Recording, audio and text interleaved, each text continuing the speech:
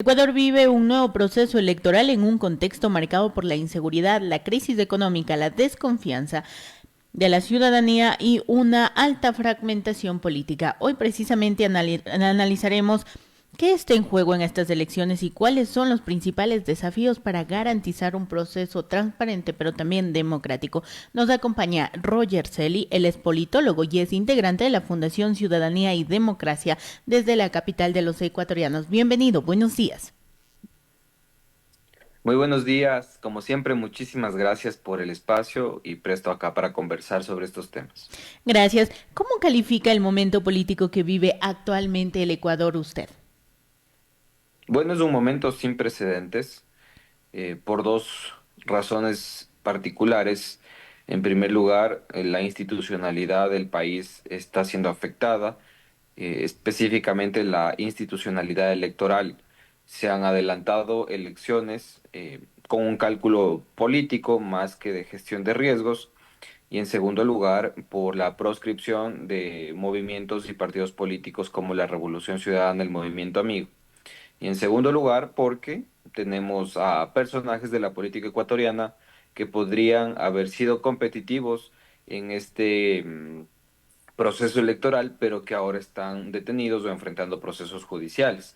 Entonces eso hace que el proceso electoral como tal sea, por decirlo menos, distinto a otros procesos y lamentablemente esto afecta a lo que quisiera el pueblo ecuatoriano, que son elecciones libres, justas, competitivas e incluso seguras, porque creo que quienes van a participar en las elecciones lo piensan más de dos veces, porque también su vida corre riesgo. Recordemos el número de asesinatos que hubo a personas que estuvieron en campaña política, así como autoridades ya electas. Y en esa línea, pues, nuestra democracia enfrenta desafíos importantes en este año, en los últimos años, y creo que a futuro podría ser un escenario más complejo. ¿Qué características hace precisamente que este proceso electoral sea diferente a procesos anteriores seccionales? Bueno, en primer lugar, que la institucionalidad electoral no es estable, no es una institucionalidad que sea imparcial. Normalmente, pues sí, hay procesos de depuración o de sanción a las organizaciones políticas. Ahora, con un Consejo Nacional Electoral que ha sido prorrogado, en donde hubo una disputa interna, recordemos que Diana Tamain estuvo varios años, casi 8 años, en el poder electoral y salió por una cuestión de poder, más que por una cuestión de integridad pública, que era lo que se hubiese esperado ante una prórroga que se estaba convirtiendo en una prórroga más que legal y legítima. Y en esa línea, si vemos con la misma lente al Tribunal Contencioso Electoral, también observamos que posiblemente sus decisiones no están siendo del todo imparciales, sino que están siendo orientadas a atacar o a sancionar o a imposibilitar la participación de organizaciones que son distintas a lo que ofrece este gobierno nacional. Luego, ustedes pueden ver en las noticias de todos los días que hay alcaldes en funciones, que hay ex autoridades que están siendo procesadas en la justicia, lo cual es correcto. No obstante, cuando tienes un poder ejecutivo que muestra mayor interés porque haya sanciones hacia esos personajes, pues de alguna manera se difumina esta línea importante sobre la independencia de funciones. Normalmente la Fiscalía y la Justicia deben operar, eh, digamos, en coordinación con el Ejecutivo, con las autoridades policiales e incluso militares, pero en este caso se ve que quien determina la hoja de ruta para el proceso judicial o los procesos judiciales que se priorizan parece ser el Ejecutivo y eso es riesgoso en una democracia. Y finalmente, los procesos de democracia interna creo que no es que sean diferentes ahora, creo que son peores que lo que hemos tenido, en donde ya sin mayor vergüenza, los candidatos que pasan a formar parte de la papeleta son elegidos por el cacique del partido político, no en procesos de democracia interna, no en procesos de impugnación a las precandidaturas de ciertos personajes, sino que finalmente quien decide es la máxima autoridad del partido, máxima autoridad de carácter formal, legal o también informal, en donde no tienen ninguna responsabilidad en papel sobre lo que pasa en el partido, pero termina tomando la decisión. En esa línea, quiero concluir con esto, la Asamblea Nacional creo que es una institución a la cual se le ha perdido digamos, el propósito que tiene una democracia y vamos a ver una Asamblea Nacional que pierde un sinnúmero de legisladores, vamos contando entre 15 y 20, y podrían ser mucho más legisladores que dejan a sus suplentes, suplentes que no han participado en mayor medida en el Parlamento y que ahora tendrán la responsabilidad de legislar y fiscalizar, tarea no menor para los políticos en este país. Precisamente con estos antecedentes, ¿qué tan fuerte o debilitada considera usted que está la democracia en sí en el país? A ver, bueno, nuestra democracia, en términos de calidad, es una democracia defectuosa, es una democracia que no tiene la calidad que podría esperarse o que podría desearse más bien en nuestro país. No es tan distinta de otras democracias de países vecinos, hay que señalarlo así, pero sí tiene condiciones especiales que hacen que tenga un horizonte en donde podría empeorar. Me refiero, por ejemplo, al crimen organizado y su participación o su influencia en el poder político. Es uno de los puntos más graves que este país no está atendiendo. Quiero decir que nuestra democracia se sostiene en función, incluso, y lo dijo el propio presidente de la República, de recursos que provienen de lo ilícito. Es decir, la economía ecuatoriana, al no tener la suficiente inversión extranjera, digamos, esto ha mejorado en los últimos años, pero no sigue, no camina hacia lo óptimo. Y con esos flujos de dinero ilícito, pues tal vez la economía ecuatoriana se sostiene, lo cual es preocupante y lo cual se conecta mucho con las decisiones del poder político, puesto que este poder político ha funcionado en varias decisiones importantes para el Estado ecuatoriano en función del crimen organizado. En esa línea ustedes no verán, por ejemplo, que hay una normativa que sea estricta y sancionadora, ejemplificadora, sobre lavado de activos, por ejemplo. Sí hay normas, muchas se apegan al estándar internacional, pero no hemos visto casos en los cuales realmente el país haya sancionado al lavado de activos acá, lo propio al narcotráfico. Tal vez en temas de narcotráfico la justicia está siendo selectiva y ya lo han dicho expertos también al respecto de cómo está operando la justicia. Casos que se demoran años, casos de corrupción como el de Abdalá Bucarán, que sigue siendo dilatado y que todavía no se lee su sentencia. El caso Progen, por ejemplo. Eh, y se puede mencionar muchísimas aristas sobre cuán afectada está nuestra democracia, nuestro sistema, nuestro Estado, porque la influencia de lo ilícito, de lo ilegal, de lo poco íntegro, sí ha tenido una participación en un nivel muy alto en las decisiones de lo público, en las decisiones del Estado, de la política. Y en esa línea eso se traslada a las elecciones y ustedes pueden ver el resultado que estamos viviendo. Son elecciones que no son competitivas, tenemos políticos que están presos, tenemos partidos que no pueden participar, están proscritos. Y tenemos un Consejo Nacional Electoral que hasta la fecha, ojalá y cambie con la nueva cabeza, ha estado parcializado al poder de turno. Entonces, las muestras institucionales de nuestra democracia son negativas. Y de ahí podemos pasar a analizar la calidad de vida de la gente. Y esa es otra historia, porque la situación no ha mejorado. 7 de la mañana con 33 minutos le estamos acompañando con la entrevista en vivo en el matutino de Radio Latacunga. Es un gusto poderle acompañar, pero les tenemos noticias positivas. Ok, mi pana Pay es la nueva forma de pagar y cobrar de las cooperativas y está en la app móvil de Cacpeco. Escanee el código QR y listo. Pago inmediato, seguro y sin costo con PanaPay. Paga y cobra al instante. Más información en www.cacpeco.com/PanaPay. Recuerde que es una aplicación muy fácil de usar y usted la puede llevar en todo momento en su celular. Agradecemos a la cooperativa Cacpeco por auspiciar el espacio de la entrevista. Nos acompaña Roger Celi, politólogo, analizando el proceso electoral en el Ecuador.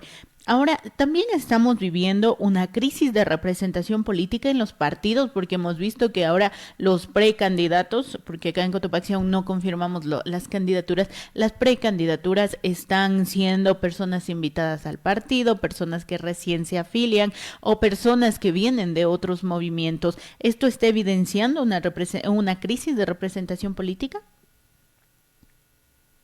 Sí, efectivamente, los partidos políticos, lamentablemente, y es algo que se ha reiterado en muchísimas ocasiones, necesitan fortalecer sus procesos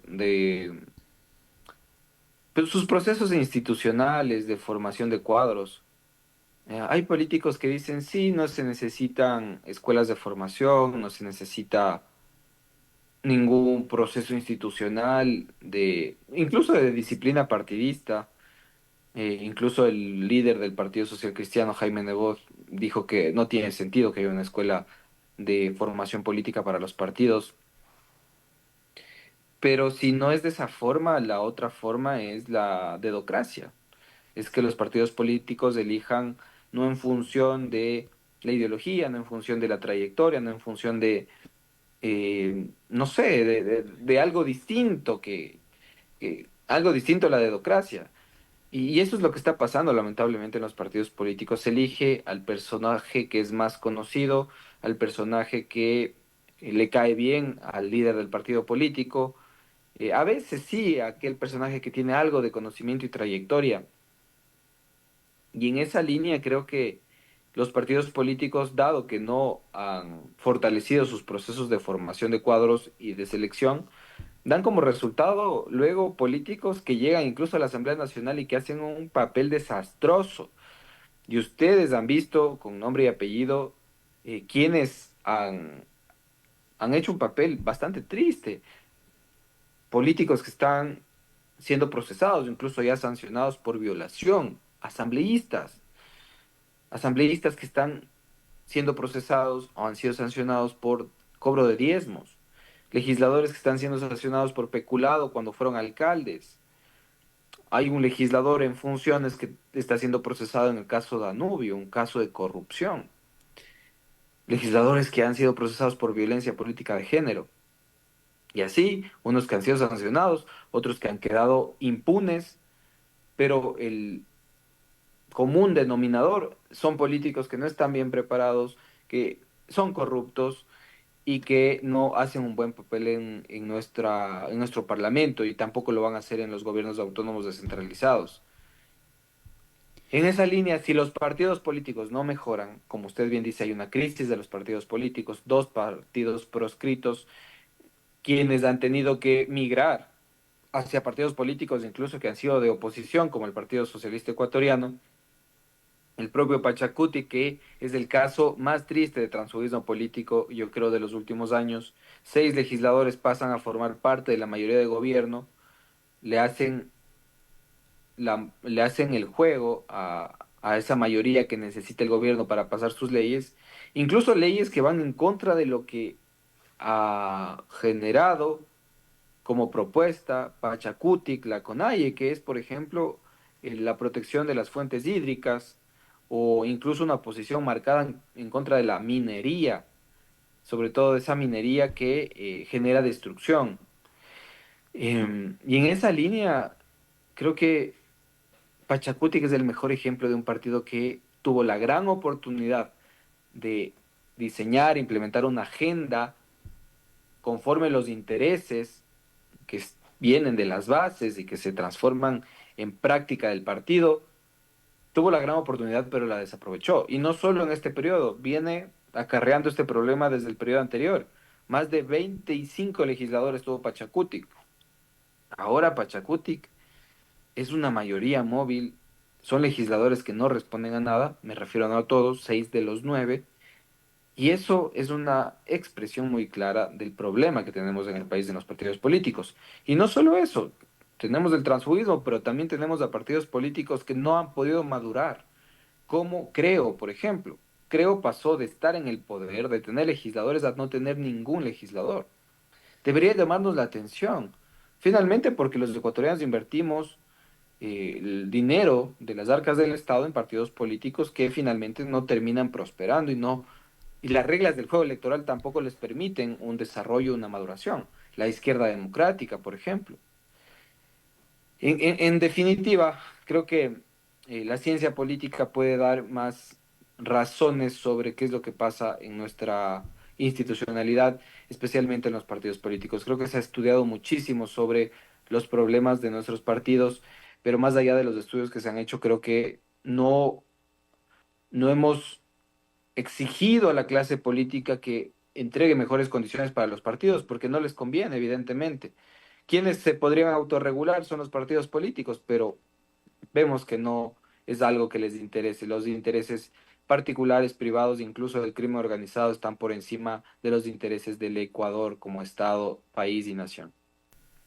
Y precisamente de lo que usted acaba de referirse de la falta de maduración política y de estas alianzas, quiero consultarle qué consecuencias puede traer para el país esta proliferación de partidos que no han podido despegar y el alto número de alianzas. En Cotopaxi, antes de las revisiones se registraban 68 alianzas, siendo una de las provincias con mayor número. Ya ha culminado el proceso de las alianzas, se registran 43 en la provincia de Cotopaxi y lo que usted mencionaba, existen alianzas, por ejemplo, de la izquierda democrática con Unidad Popular, alianzas que tendrán que concretar, que tendremos que ver que se concreten de Pachacuti, que con el Partido Socialista, entre otras de las cuales más han sonado acá en la provincia de Cotopaxi, que se repite una realidad a nivel nacional. Las alianzas per se no están mal, no es una mala práctica. Em, pero yo creo que las alianzas en función no de la ideología, sino en función de el apuro por escribir candidaturas, creo que eso es negativo.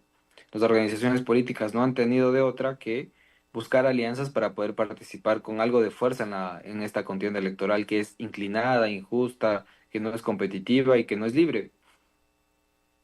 Y en esa línea, el sistema está produciendo estas prácticas y está produciendo partidos políticos que no sirven para el país.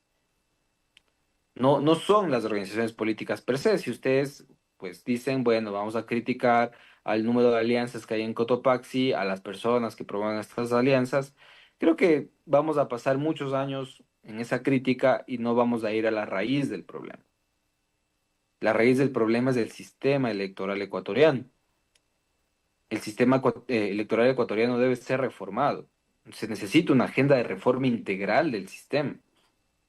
Y eso acompañado de práctica política, práctica institucional independiente, íntegra, en donde hay un Consejo Nacional Electoral distinto a lo que hemos tenido, igual la justicia electoral, el Tribunal Contencioso Electoral distinto.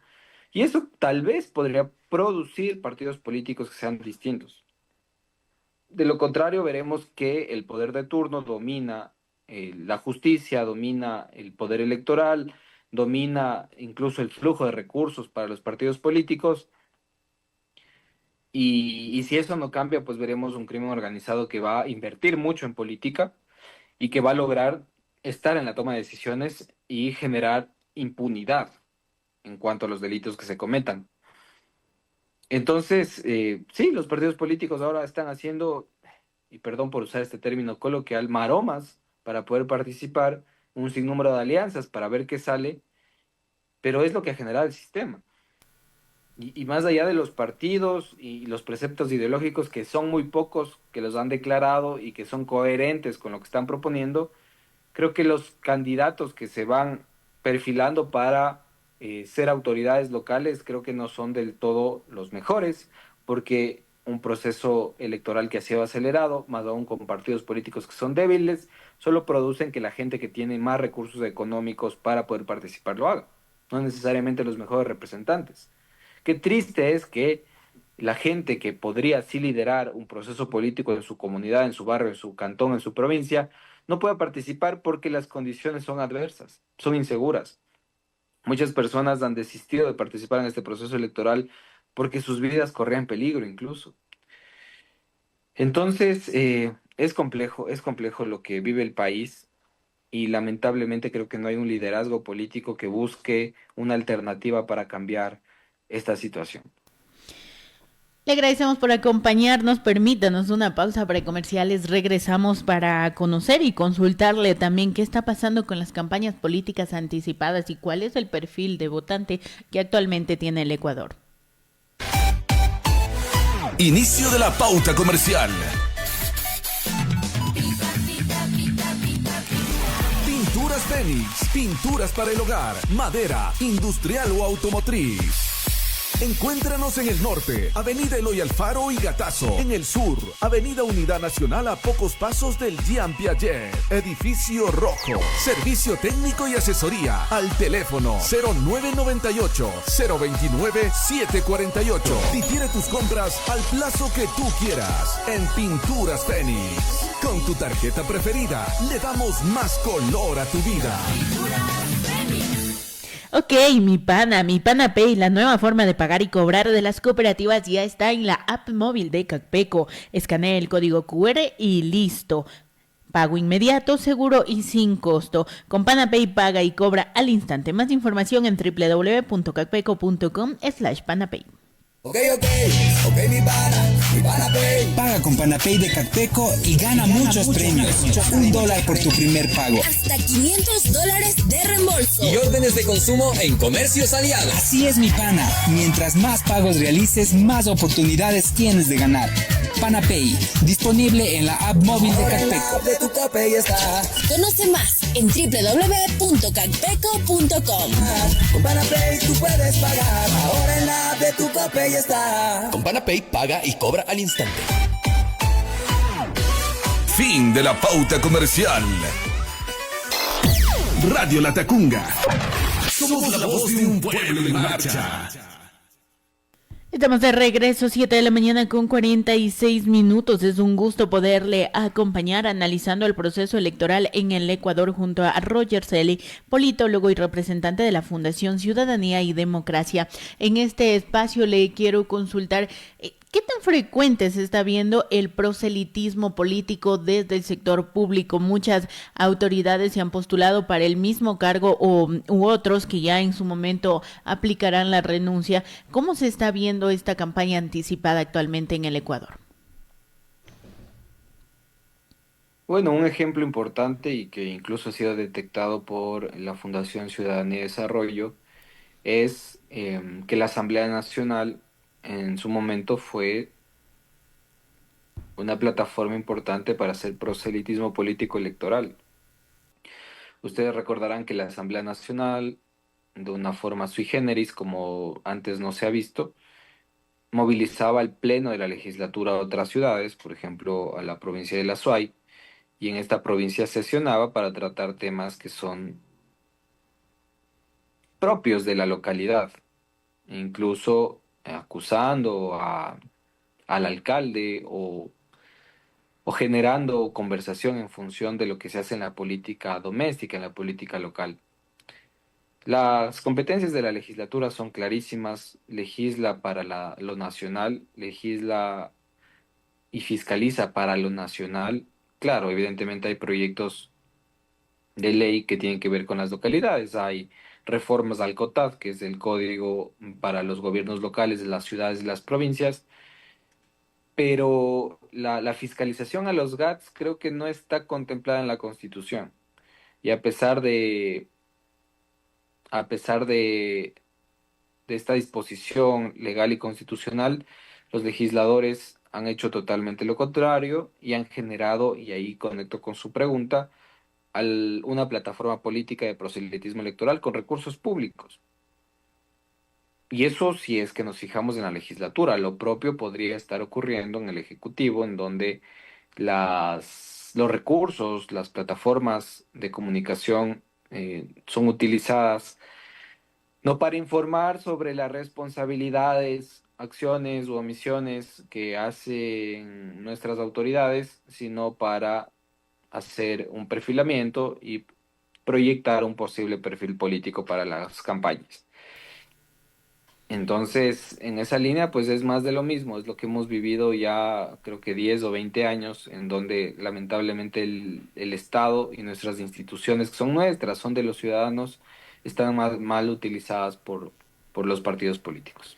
Con los antecedentes mencionados en esta entrevista, la situación de los movimientos políticos, las campañas anticipadas, los camisetazos políticos incluso, ¿qué perfil de votante podemos ver que actualmente tiene el Ecuador y tomando en cuenta que en los últimos años ha vivido varios procesos electorales? Bueno, yo creo que seguimos tal vez en menor medida con el votante que busca al ser apolítico, lo cual es contradictorio porque el que está en papeleta es un ser político, pero tal vez el votante busca al personaje que no habla de la política, que dice que no es político, al que dice que va a ser pragmático y que no importan las ideologías y que las soluciones van a ser prontas. Creo que la desesperación del ecuatoriano hace que nos orientemos a ese tipo de votación. Es un perfil que tal vez no es en su totalidad o no es predominante en su totalidad en el país, pero lamentablemente sí es el que podría inclinar la balanza. Creo que nuestra sociedad ha dejado de hablar de política. Creo que nuestros jóvenes están hablando de otras cosas, lo cual está bien, pero creo que sí a corto, mediano y largo plazo va a generar un impacto importante, porque finalmente quienes van a administrar el país no van a ser personas que estén conectadas con las necesidades de estos jóvenes que van a buscar universidad, tal vez sí, tal vez no, que van a buscar un trabajo, tal vez sí, tal vez no. Es una sociedad que ha cambiado mucho y se ha transformado y que nuestra clase política ha ofrecido una propuesta, no solo en Ecuador, sino a nivel regional, que es una propuesta de mano dura, de lucha contra el crimen, una propuesta antiderechos en muchos de los casos, y que estamos viviéndola ahora y que vamos, creo que yo en los próximos 1, 2, 3 o 4 años a identificar si finalmente ha tenido un resultado positivo o negativo. De momento se perfila como negativo, pero hay muchos que dicen que es positivo. El Salvador es un caso, creo que emblemático de esta ola de derecha que vivimos, y que ha tenido resultados prácticos, pero con cuestiones que han violado derechos humanos. Entonces, en esa consideración, creo que el perfil del votante apunta todavía a esa derecha que ofrece soluciones rápidas, no importan mucho los derechos, sino las soluciones. Ahora, otra preocupación es el ausentismo en las urnas y también el voto desinformado. En la provincia de Cotopaxi, en el último proceso electoral, y de acuerdo a información del CNE, el ausentismo alcanzó el 14%. ¿Cómo combatir estos dos temas? Voto desinformado y el ausentismo en las urnas. Bueno, el ausentismo en las urnas puede categorizarse por distintos motivos, entre ellos personas que no van a votar porque tienen procesos judiciales, personas adultos mayores, y otras personas que simplemente no les interesa la política y prefieren pagar la multa. Pero creo que el ausentismo no es la clave para sondear o para analizar los procesos electorales, sino yo creo que tiene que ver con las personas que están convencidas o no de un proyecto político. Nosotros normalmente vemos que el ecuatoriano en baja medida ha decidido su voto semanas antes, meses antes o incluso años antes porque está convencido de una ideología, de un proyecto político. Normalmente el ecuatoriano va y vota conforme la última percepción que puede tener antes de ir a sufragar. Y en esa línea creo que la comunicación política en redes sociales está marcando la pauta sobre cómo se va decidiendo. Normalmente los anuncios o la publicidad que se lanza en redes sociales suele ser más agresiva, más incisiva o más de recordación en los últimos horas antes de la elección. Y en esa línea incluso el silencio electoral pues ha sido irrespetado en la plataforma digital. Pero en todo caso, el ecuatoriano sí no pienso yo que vote en función de la ideología o del proyecto político de una manera informada. No es que haya mayor transparencia del Estado, un esfuerzo de las organizaciones políticas de presentar sus ideas de forma más clara. El ecuatoriano que quiere conocer el plan de trabajo de las organizaciones políticas debe buscarlo por el CNE, lee las 90, 100 páginas y quedarse con muchas dudas. Yo creo que el esfuerzo de sociedad civil ha sido importante. Hay organizaciones de la sociedad civil que han logrado trasladar esa información a algo más sencillo, incluso desmitificar aquello que se propone, lo que es viable, lo que no es viable, lo que se ha cumplido, lo que no. Pero aún sigue siendo una debilidad que el ecuatoriano pueda votar de manera informada. Finalmente, para cerrar esta entrevista, ¿cuáles deberían ser los cambios inmediatos en el proceso electoral desde las diferentes aristas para tener uno que garantice la transparencia? Bueno, en primer lugar, que el Poder Ejecutivo respete la independencia de funciones, algo que es ideal, debería suceder sin mayor problema, pero no sucede. En segundo lugar, la regulación del transfugismo político, la obligación de que los partidos políticos participen con militantes que tengan una afiliación formal y obligatoria, así como que hayan procesos de democracia interna que tengan el principio de oposición, es decir, que usted, si forma parte de un partido político, diga, no, yo no quiero ese candidato por A, B, C, D, F, G razón, y eso se decide a la interna. Gracias por compartir este análisis fundamental para el país. Gracias a Roger Celi, quien nos ha acompañado. Las elecciones no solamente determinan quién va a gobernar los próximos 4 años este espacio de cantones, provincias, quiénes van a ser parte de los consejos municipales, sino también el rumbo de la democracia. Y a ustedes, amigos oyentes, gracias por acompañarnos y recordemos que un voto informado fortalece las instituciones y contribuye a construir un Ecuador más democrático. Por ello, le invitamos que ahora que se están inscribiendo ya las candidaturas, investiguen los perfiles, pidan los planes de gobierno de cada uno de los candidatos para llegar a las urnas con conciencia social, pero también con un voto informado